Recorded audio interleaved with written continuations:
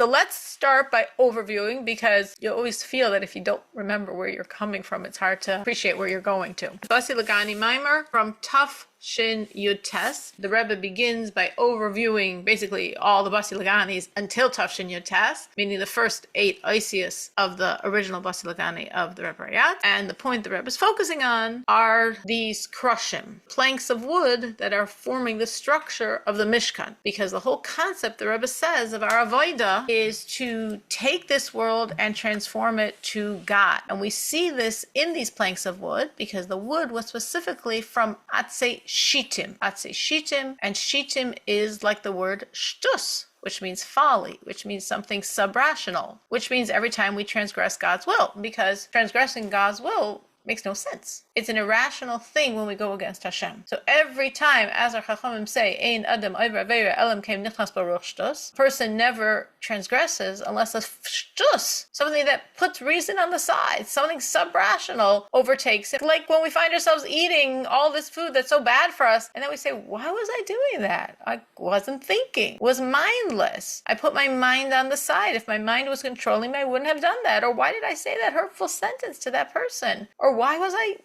behaving so rudely? I wasn't thinking. Shtus. So whenever we transgress, it's always shtus. We're always not thinking. Because if we're thinking, it doesn't make any sense. The Rebbe says, this Atzei Shitim, the job through the avodah of the Mishkan, of the tabernacle, of making God a home on this world, is to transform from shtus, from the normal shtus, under reason, subrational, and transform it that our avodah becomes super rational, becomes higher than seichel, becomes mesiras nefesh, becomes self-sacrifice, going beyond. So these planks of wood are very significant because they're the ones from the Atzei Shitim. They're the ones symbolizing this whole avodah of the transformation of this world from shtus, as the Rebbe would say, from shtus to l'umaset to shtus to kedusha, from a subrational, klipa, evil version of folly to a super rational, godly folly. And therefore, the very term for these planks of wood also has a lot of significance. And they're called krushim. And their focus is on these krushim. This is already the 9th mimer that the Rebbe is explaining these concepts. So he's already explained to us the concept of the krushim, that the krushim, keresh, a plank of wood, we have embedded in here 2 other words if we jumble the letters. Sheker and kesher. Sheker, which means falseness, and kesher, which means bond. And the Rebbe has explained that our job through the avodas Hashem, through our service of God, through what the tabernacle represents, is to take the sheker of this world, the falseness of this world, and transform it to a kesher, to be bound up with God. Because ultimately the idea isn't to put the world on the side and go into a cave somewhere and serve Hashem. It's to utilize this physical world, but to strip away all the falseness, all the folly, all the things that are against Hashem, and to actually take this world and use this world and bind this world up to Hashem. So the keresh, the plank of wood, is symbolizing from sheker, jumbling those letters, falseness, to kesher, rejumbling those letters, to be bound up with God. So that was what we've established prior in the previous years of Basi LiGani, highlighting really, of course, this is ultimately the Rebbe Rayatz's mimer that the Rebbe Rayatz gave us in 1950. And in the years since, 51, 52, 53, 54, 55, 56, 57, 58, how the Rebbes developed these concepts. So now we're in 1959, and now we're coming to the next section in the Rebbe Rayatz's Basi LiGani, the 9th section. And now the Rebbe is focusing on new concepts within this 9th section. And we see here the concept, as the Rebbe Rayatz explains, that these planks of wood, so we see we're really into these planks of wood because they have so much symbolism, they are also referred to as oimdim, standing, as the verse says that they're standing. And from oimdim, we just turn a vav and a mem, we switch the order, and oimdim becomes amudim, which really is etymologically coming from the same place, amudim, which means pillars. So I have the keresh, the planks of wood. I have a verse that explains how they're standing, omeid, omdim, and from omdim, standing, I take one other step and I get to amudim, pillars. So keresh, omdim, amudim. They're like pillars. And in Tanya, the Alter Rebbe doesn't speak about these planks of wood, but he's speaking about the mitzvahs, and he's speaking of the mitzvahs as these pillars of connection between the highest of heights and the very bottom of creation of our own physical reality. So we've got, I know I'm repeating this a few times, I just want to make sure the lines, the Rebbe very often makes connection to connection to connection to connection to make sure that we're following the Rebbe's train here. The Keresh are omdim, which means they're amudim, they're pillars, and like we speak of in Tanya, when the mitzvahs are compared to amudim, so the krushim are like the mitzvahs. Both of them are compared to amudim, pillars. And in Tanya, the Alter Rebbe develops this concept of these amudim, of these pillars. And he explains that just like if you were having this very... You said both of them, mitzvos and... The krushim, the planks of wood that we're talking about in the Mishkan. So the Alter Rebbe in Tanya is not talking about the Mishkan. He's not talking about the krushim. He's talking about the mitzvahs. We are saying in Basi LiGani, the Rebbe Rayat says that the krushim are similar to the mitzvahs because both of them are compared to amudim, to pillars. The mitzvahs, the Alter Rebbe compares to amudim in Tanya, and the krushim, the Rebbe Rayat is comparing to amudim here because the keresh are omdim, they're standing. Omdim is like amudim. I just switched the vav and the mem. Omdim, amudim. So keresh, omdim, amudim. So the krushim are amudim, they're pillars. The Rebbe Rayat says similar to the mitzvahs, that the mitzvahs are called pillars. Well, where are the mitzvahs called pillars? Well, the Alter Rebbe in Tanya develops this metaphor of the mitzvahs as pillars. So we have the krushim and we have the mitzvahs, and they're both similar to this concept of pillars. What's a pillar? So when we have this big, vaulted, high structure, we have pillars that are holding it up. And the pillar goes from the bottom all the way to the top. And that's what's making this structure, this very high vaulted structure, stay and not break down and fall. And so too the mitzvahs, the Alter Rebbe explains. We have all the mitzvahs. We have 613 biblical, and we have 7 what we call rabbinic, meaning 7 mitzvahs that are independent of any mitzvah midoraisa. They're not connected to and an extension of a biblical commandment. They are their own independent commandments, like the lights of Hanukkah. So 613 plus 7 is 620. 620 is the numerical value of the word keser. And these amudim are all the way embedded in the keser, in God's supernal will. Keser, all the way down, till we get to Asiyah Gashmis, till we get to planet Earth, till we get to us. There are these pillars, 620 pillars of light. The 613 biblical mitzvahs and the 7 rabbinic, 620 pillars of light, numerical value keser. Because every time you do a mitzvah, you have God's Ratzon Ha'elyon, the supernal will, that intense light, flowing down through these pillars all the way to this physical reality. Okay, so that's like basically what it says in the Maimer. The Rebbe points at 2 things, because of course the Rebbe is piggybacking on the Maimer of the Rebbe Rayatz, and each year, each Basi LiGani is an entire Maimer on one section of the Maimer of the Rebbe Rayatz. So that means the Rebbe focuses the microscope on one little area, one little line, one little pass, one little word of the Maimer, and from that word, he's creating this whole Maimer of Basi LiGani. So what does the Rebbe focus on here? 2 things. One thing the Rebbe is focusing on is that the Rebbe Rayatz says that the krushim are similar to the mitzvahs. And the Rebbe says, Now I would never have noticed. But of course, the Rebbe notices. And the Rebbe says, if the Rebbe Rayatz is saying similar, that means not exactly the same. Al derech, that's the term the Rebbe Rayatz uses, similar to means not the thing, not keresh equals mitzvah, at least in this perspective of being pillars connecting the highest of heights, keser, vatzilus, all the way to the physical reality. It's similar to it. And then the Rebbe says, again, pulling out the magnifying glass to words I would never have noticed myself, that you see that when the Rebbe Rayatz is describing the function of the mitzvahs, and when he's describing the function of the krushim, it's not exactly the same.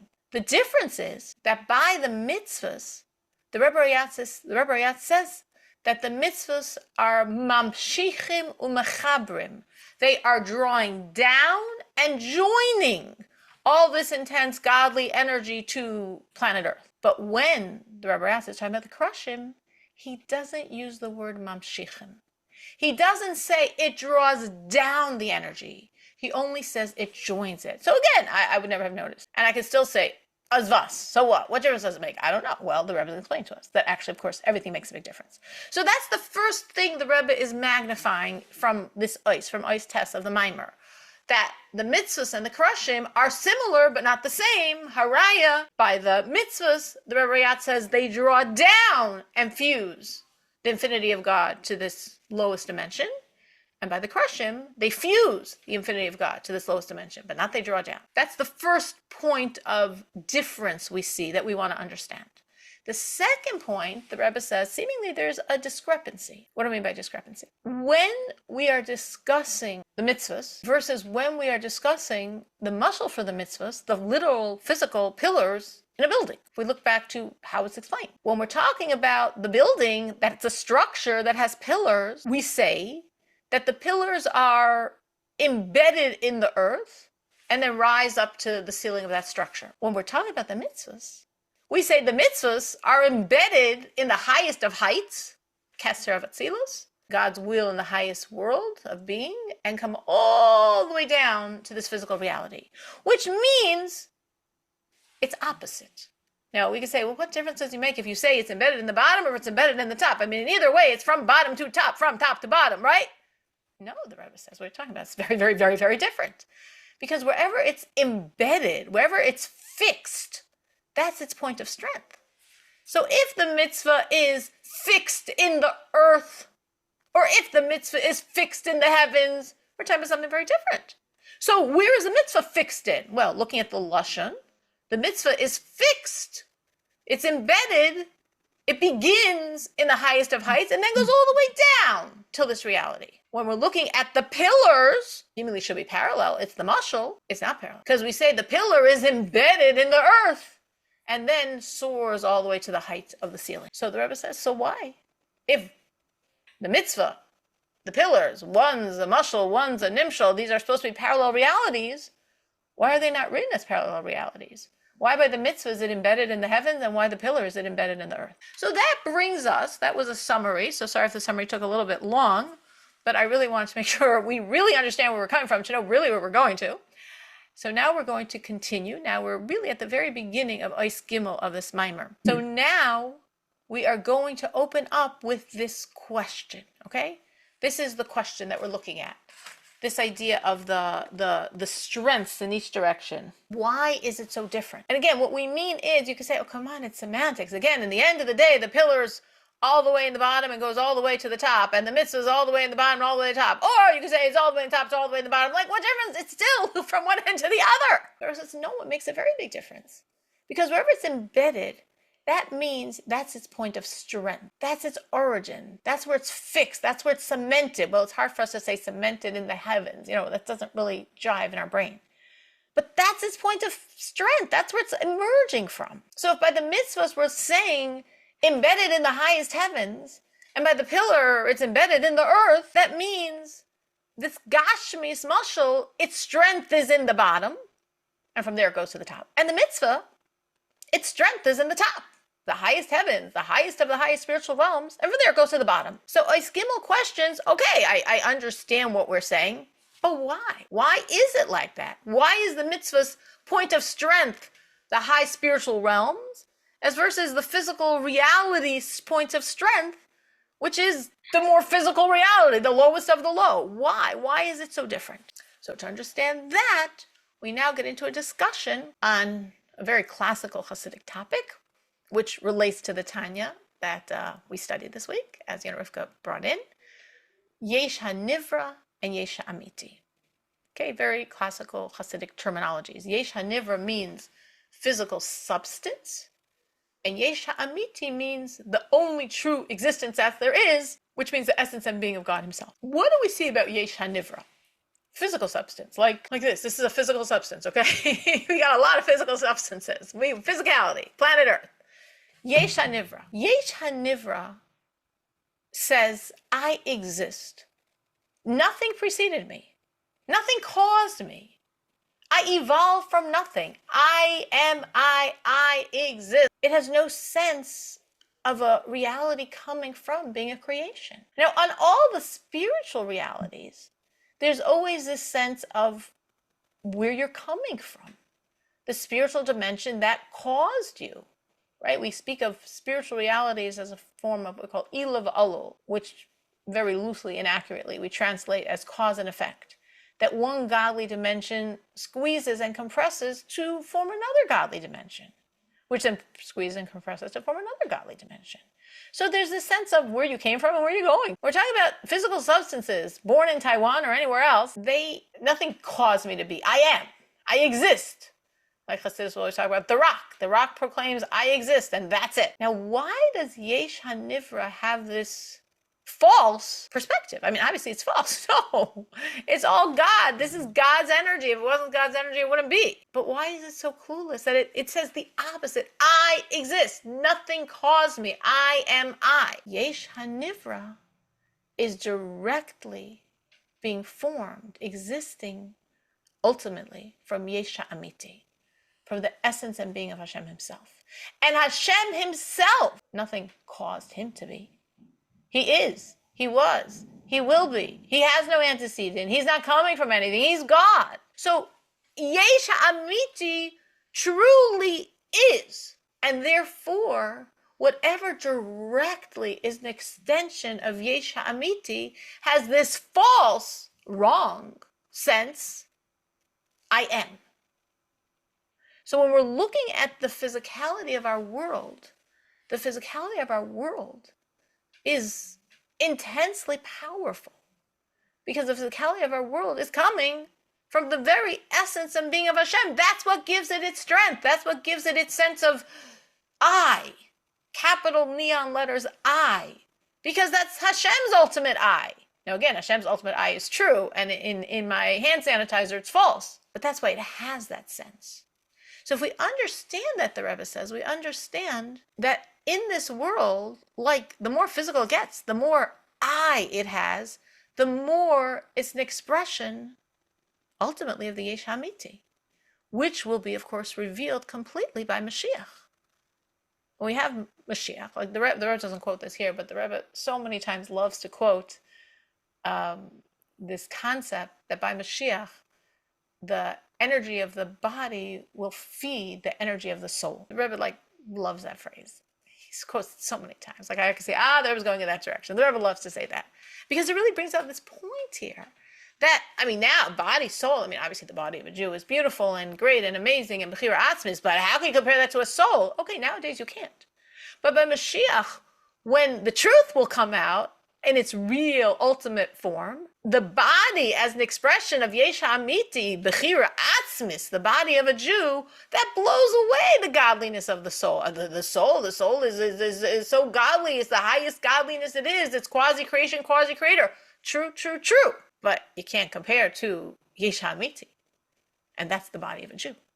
So by Mashiach will be apparent what's feeding what, and how the body of the Jew is going to feed the soul of the Jew. The Rebbe does not bring that in the Maimer. I was just bringing it in as like a corollary concept that really expresses this point. This idea of that it's all here in our physical reality, that's where the Yesh HaAmiti is, connects to the idea that it says in Kabbalah, in Kabbalistic sources, Na'ot Seifan b'tchilasan, tchilasan b'seifan, right? Quote that's quoted many times in different Hasidic Maimarim and Sichos sometimes.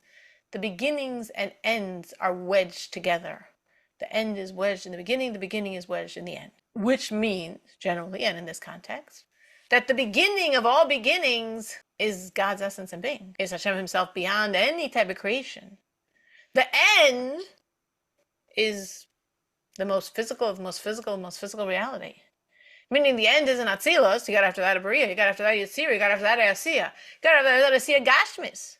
So in the most Gashmi that you can get, that's the end of the end. So the beginning of the beginning is wedged in the end of the end. So the Yesh HaAmiti is wedged into the Yesh HaNivra. That's why, on one hand, that's why. There's a lot of that's why. There's a lot of different ways Hasidus explains this. On a very simple way, you could just say only the Eibishter himself, only Yesh HaAmiti could create something as strange and weird and counterintuitive to godliness as physicality. And physicality makes no sense.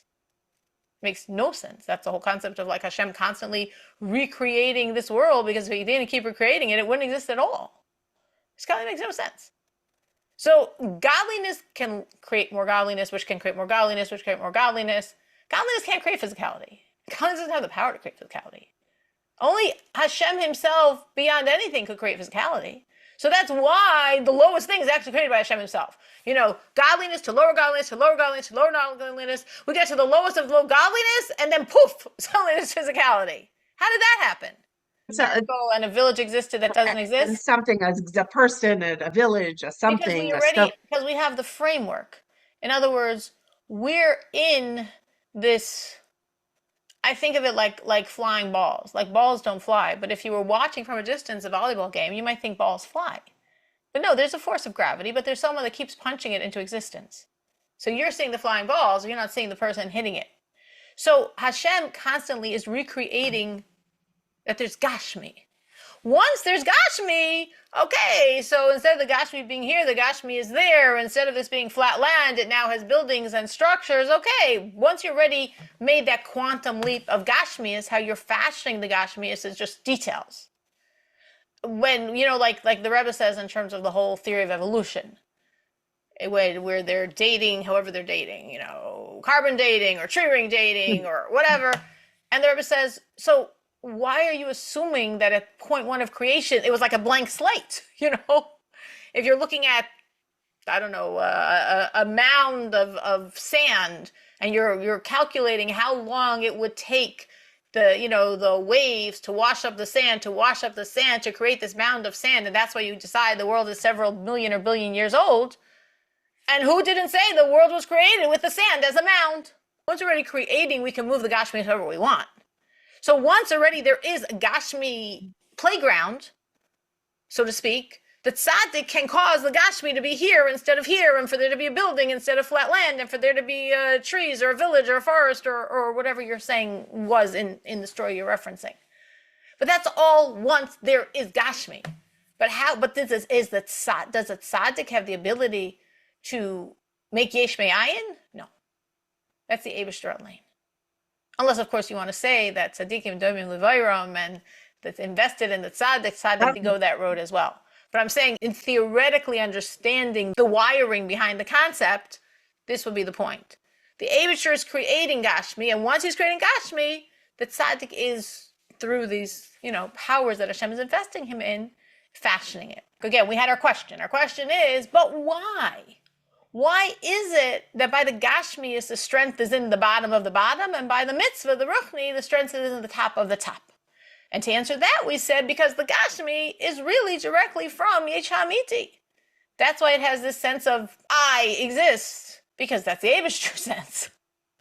And that's what will be by Mashiach, when we'll all be revealed. And that's not Tzayfim B'Tchilasam B'Seifan, that because Hashem is the first of first, he's expressed in the bottom of the bottom, in the Gashmi of the Gashmi. So therefore, the Rebbe says, when we're looking at something Gashmi, its highest strength, meaning its highest place of Eibishter, is in its most Gashmi form. So if you would compare yourself, your thoughts, to your power of action, your power of action is more Gashmi than your thoughts. So of course it's all physical. I'm a human being in a physical world, and my brain is physical, and my power of thinking is physical, and my power of action is physical. True. But power of action is more physical, which means there's more Gashmi embedded in it. The more Megushim it is, the more Gashmi it is, the more Atzmus it is, the more Yesh HaAmiti it is, if it's more Yesh HaNivra. Now all of this we say will be revealed by Mashiach, and all of this now is, but isn't revealed. The Rebbe says it all is. Meaning, as we were saying, I said by Mashiach we'll see and experience how the body feeds the soul. Obviously, from a certain level, the body must be feeding the soul now. But we can't see this at all. And by Mashiach, it will be so clear and obvious. So by Mashiach, we're going to get that what seems the most Gashmi actually has the most Yesh HaAmiti in it. Which is why, when we're talking about pillars and the strength of the structure, the lower in the ground it is, so to speak, that's its point of strength. So when I'm saying, where does this pillar, which is the starting point of this pillar that either I could choose a starting point to be it's fixed in the ceiling or it's fixed in the earth. No, it's fixed in the earth. That's his point of strength, because the more Megushim it is, the more Gashmi it is, the more Yesh HaMiti it is, the more is its true strength. Now, by a mitzvah, it's easier for us to think it in a physical pillar, because that is how a physical pillar is. By a mitzvah, it's hard for our minds to bend in that direction. But by the mitzvah, it's not an expression of Yesh HaMiti.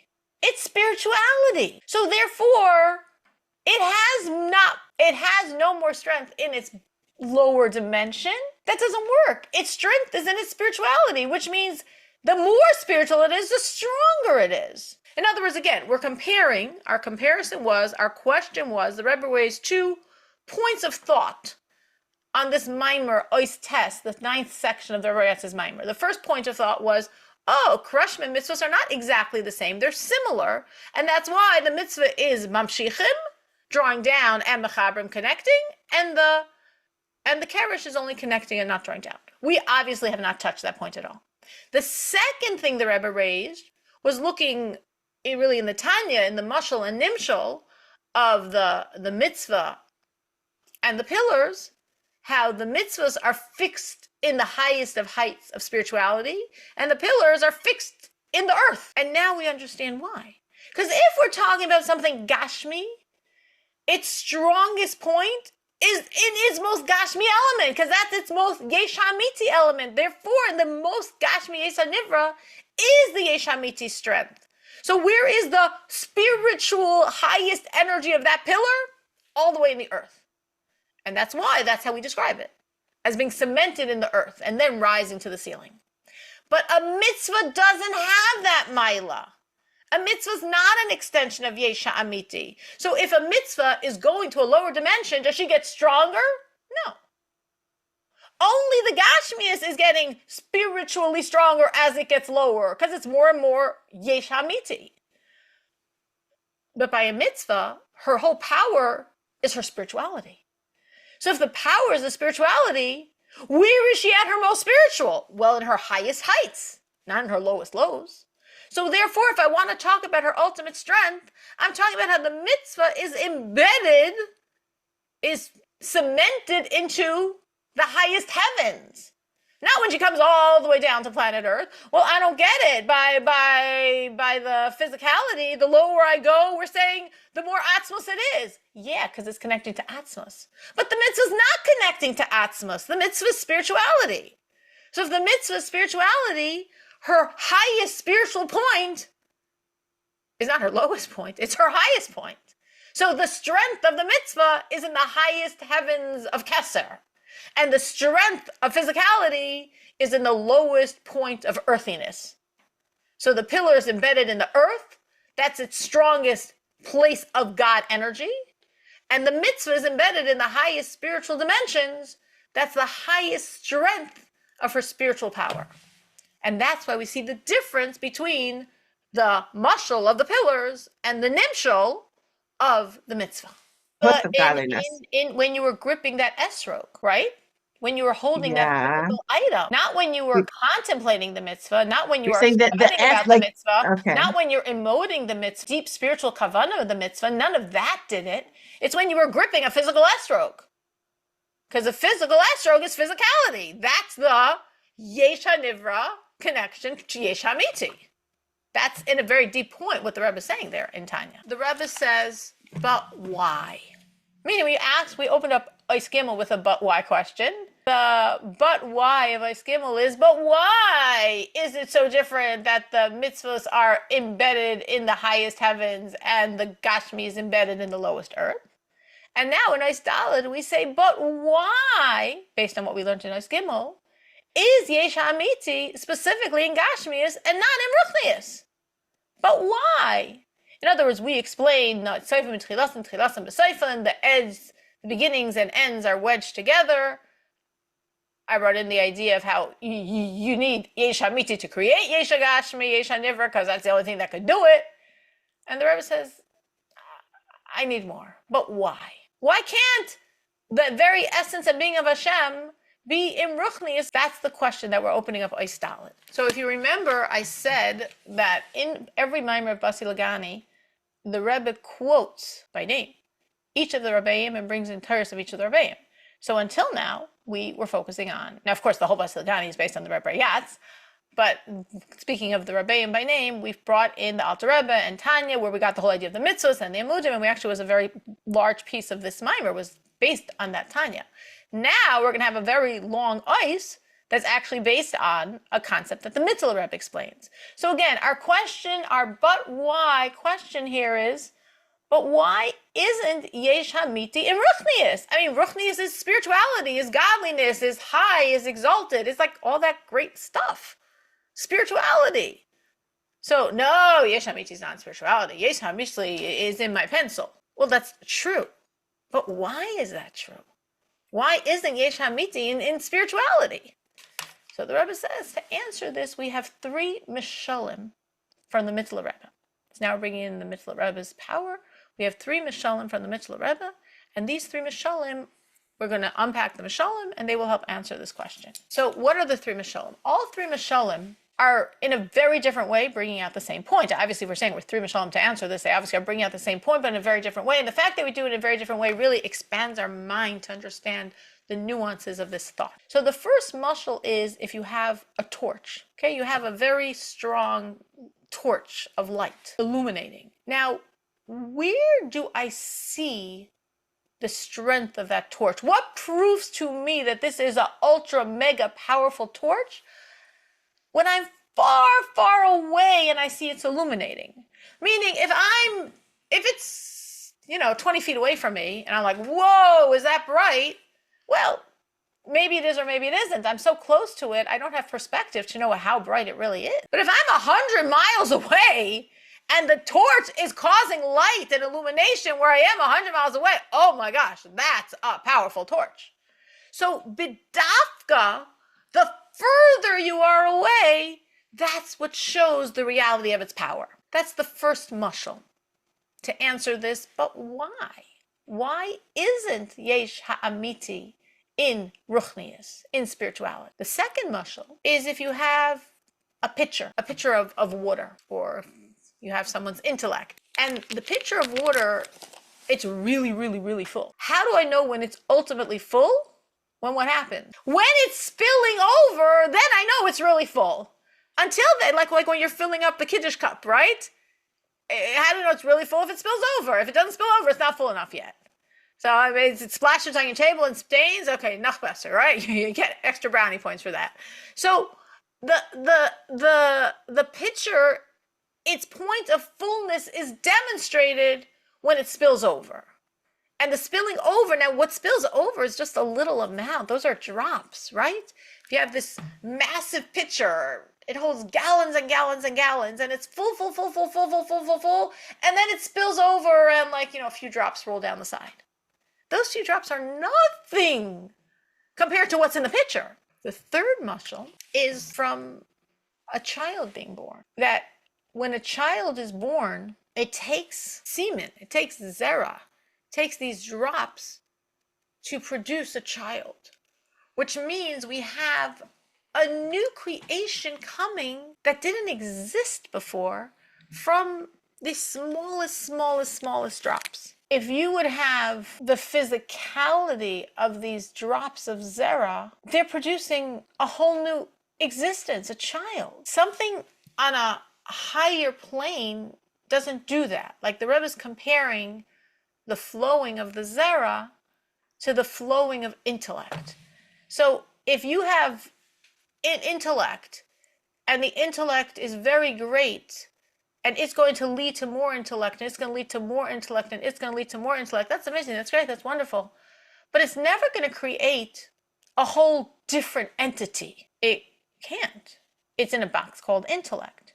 And wherever it's going to go to intellect. But zera creates a child. So what has the power to go from one entity to another entity, from a drop of zera, a drop of semen, to a child? Gashmias. But if we're talking about more seemingly lofty powers than Gashmias, like your intellect, which we would say has much more power than a drop of zera, well, it can't do that. It can't create a totally different mohus, a totally different entity. It can only go in its own flow. It can only continue itself. but it can't make something totally different that isn't it.